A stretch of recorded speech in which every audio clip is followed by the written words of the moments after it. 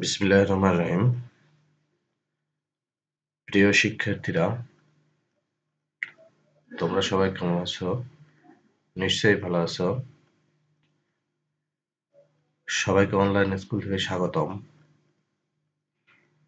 আজকে আমরা আলোচনা করব হিসাব বিজ্ঞান বইয়ের ৩য় অধ্যায়ের দুতর্ক দাখিলা পদ্ধতির হিসাব চক্র নিয়ে। প্রথমে আমরা জানবো হিসাব চক্র কি। হিসাব চক্র চলমান ধারণা অনুযায়ী ব্যবসা প্রতিষ্ঠানের কার্যক্রম অনন্তকাল ধরে চলতে থাকবে। চলমান, এখন বর্তমান যে ধারণা সে অনুযায়ী বোঝা যাচ্ছে যে ব্যবসা প্রতিষ্ঠান অনন্তকাল পর্যন্ত চলতে থাকবে বলে অনুমান করা হয়। ব্যবসায়ের হিসাব সংরক্ষণের ধারাবাহিক আবর্তনকেই হিসাব চক্র বলে। ধারাবাহিক আবর্তন মানে পর্যায়ক্রমে চলাটাই হিসাব চক্র বলে। গেল আমাদের হিসাব চক্রের ধাপে আসি এবার। হিসাব চক্রের ধাপ হলো 10টি।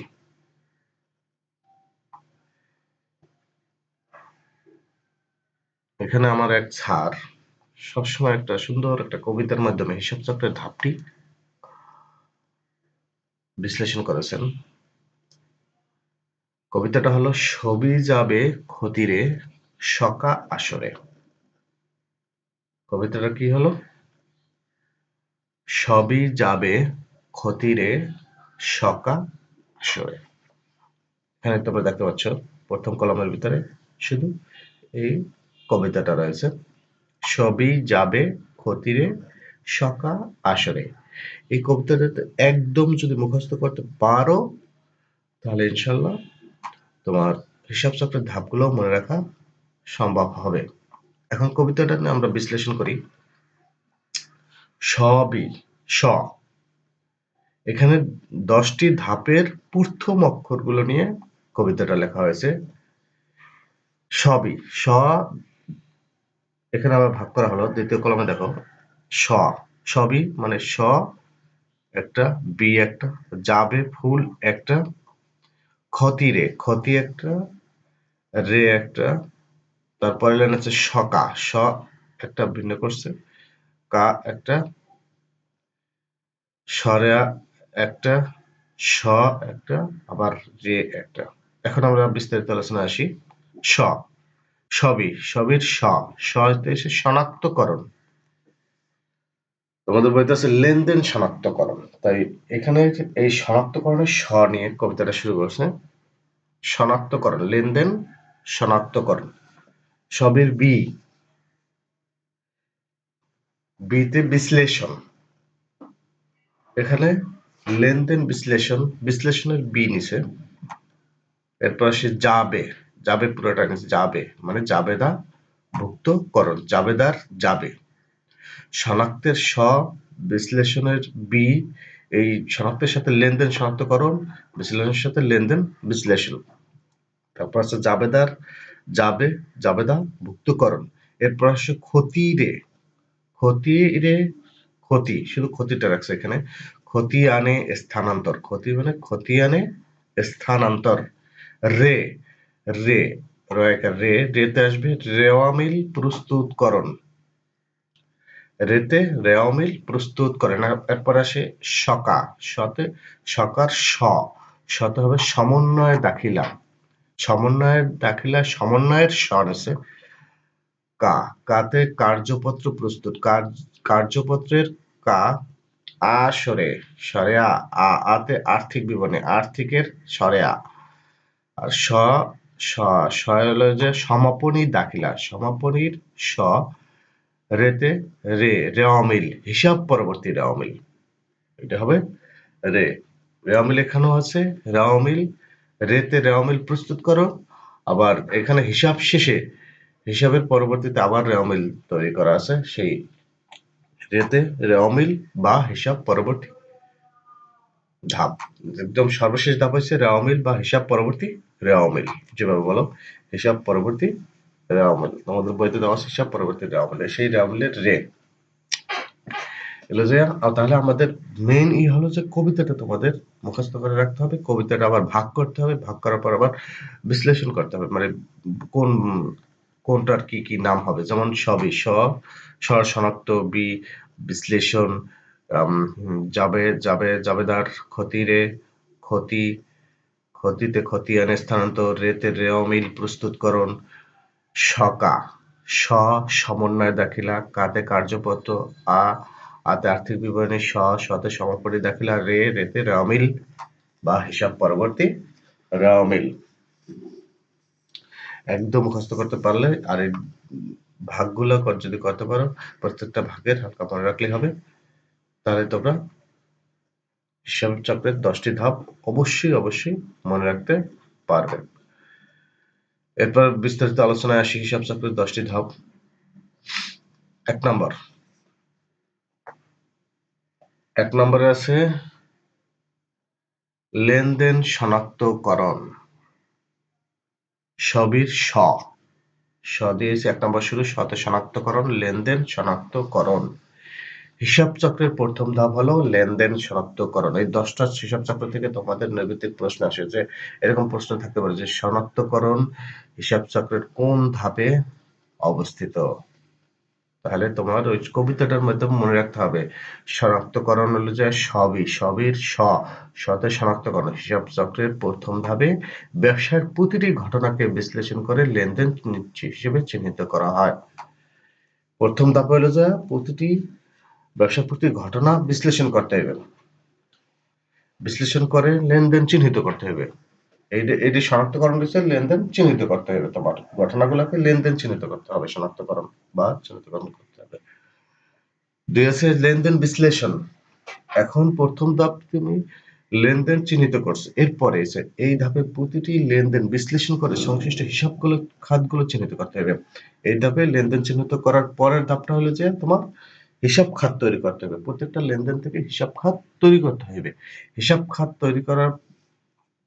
তৈরি করতে হবে যে লেনদেন বিশ্লেষণের ভিতরে। যেমন একটা উদাহরণ দেখি, যেমন 5,000 টাকার যন্ত্রপাতি কেনা হলো, এখানে দুটি হিসাব বিদ্যমান। এখানে কিন্তু কয়টা হিসাব বিদ্যমান? 5,000 টাকা একটা হিসাবে, 5,000 টাকা একটা হিসাব, আর যন্ত্রপাতি একটা হিসাব।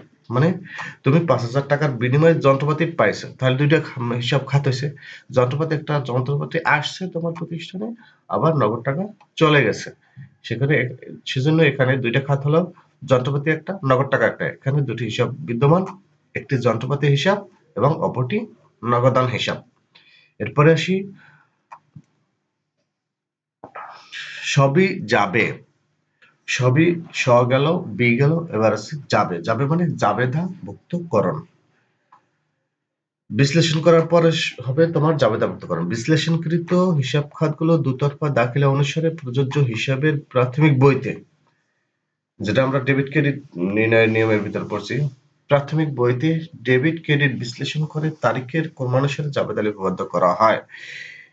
এই ধাপ হলো যা, মানে এই ধাপটা হলো যে বিশ্লেষণের পরের ধাপ। পরের ধাপটা হচ্ছে যে তুমি বিশ্লেষণের দুইটা খাত বের করছো, বের করার পর এখন দুইটা খাত কোথায় বসবে? একটা ডেবিটে বসবে, একটা ক্রেডিট বসবে, এবং ডেবিট ক্রেডিটে বসার আগে এখানে তারিখের ক্রমানুসারে, মানে তারিখের ধারাবাহিক অনুসারে তোমার জাবেদায় লিপিবদ্ধ করা হয়।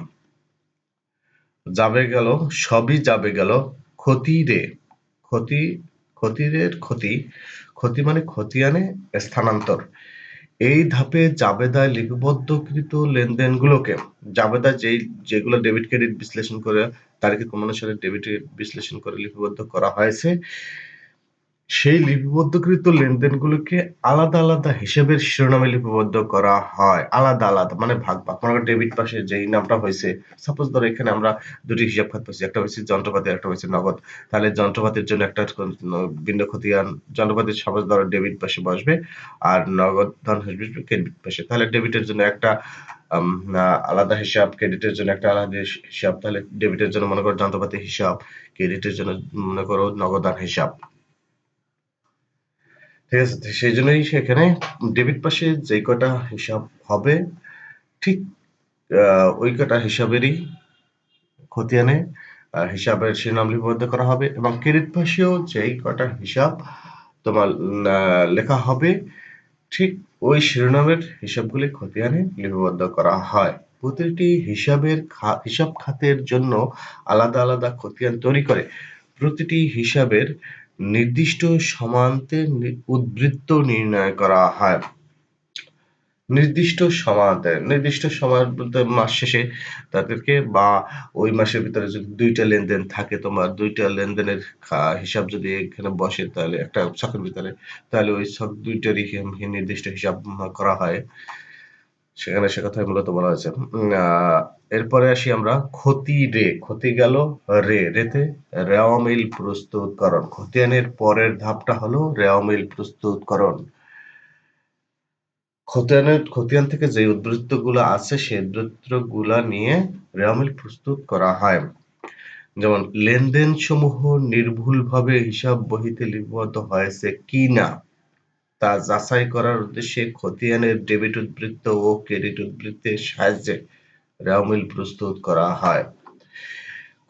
চতুর্থ ধাপে আমরা খতিয়ান পড়ছি। খতিয়ানের ডেবিট পাশের যে টাকা, ক্রেডিট পাশের যে টাকাগুলো আসে, সেগুলা আমরা রেওয়ামিলের ছক করে রেওয়ামিলের ছকের ভিতর বসিয়ে আমরা রেওয়ামিলের ডেবিট ক্রেডিট যদি মিল হয়েছে কিনা তা এখানে যাচাই করা হয়। ডেবিট ক্রেডিট যদি সমান হয় তাহলে অঙ্ক প্রস্তুত করা হয়েছে।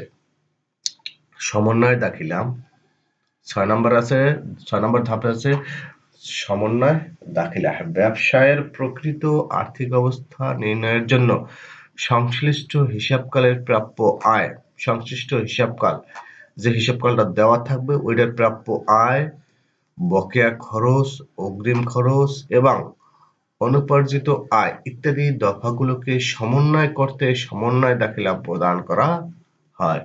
এগুলা সমন্বয় করা হয়। এই প্রাপ্য আয়, ওই হিসাবকালের ভিতরে প্রাপ্য আয় থাকবে, বকেয়া খরচ থাকবে, অগ্রিম খরচ থাকবে, অনুপার্জিত আয়, এগুলা সমন্বয় করার জন্য সমন্বয় দাখিলা প্রস্তুত করা হয়। ৭ নম্বরে আছে, সপ্তম ধাপে আছে কার্যপত্র প্রস্তুত। একটি আর্থিক বিবরণী প্রস্তুত সহজতর করার উদ্দেশ্যে ঐচ্ছিক কাজ হিসেবে বহুঘর বিশিষ্ট একটি বিবরণী প্রস্তুত করা হয়, যাকে কার্যপত্র বলে। আর্থিক বিবরণী প্রস্তুত সহজতর করার জন্য, মানে তাহলে আর্থিক বিবরণীর আগে তোমার কার্যপত্র প্রস্তুত করতে হয়। এখানে অনেকগুলা ঘর হতে পারে, এক একটা হিসাব খাতের জন্য এক একটা ঘর হতে পারে। যেমন ডেবিটের যেমন যন্ত্রপাতির জন্য একটা হবে, নগদের জন্য একটা হবে, মূলধনের জন্য একটা হবে, আসবাবপত্রের জন্য একটা হবে। এরকম যত খাত আছে তত খাতের জন্য ততটা ছক বা কলাম বা ঘর দরকার হয়। এরপরে আসি আমরা ৮ নম্বর ধাপে আছে আর্থিক বিবরণী প্রস্তুত। আর্থিক বিবরণী প্রস্তুতের মাধ্যমে ব্যবসা প্রতিষ্ঠানের লাভ ক্ষতি, সম্পদ, দায় ও মালিকানা সত্ত্বের পরিমাণ নির্ণয় করা হয়।